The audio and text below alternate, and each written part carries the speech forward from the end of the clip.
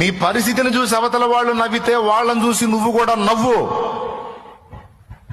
నీ హీన స్థితిని బట్టి నువ్వు పొందిన అవమానాలను బట్టి వాడు నవ్వితే నీ నవ్వులన్నీ సిగ్గుతో తల దించుకునే రోజు ఒకరోజు వచ్చిద్దిరా అని వాడి వైపు చూసి నువ్వు గంభీరంగా నవ్వు.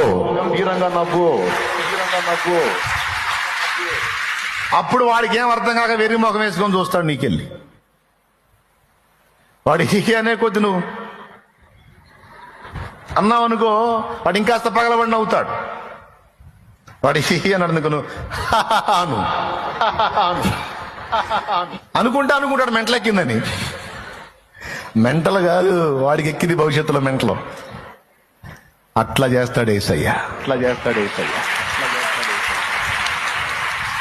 నాకు విశ్వాసం ఉందండి, అందుకే నా లైఫ్ ని హ్యాపీగానే దొర్లించాలనుకున్నా.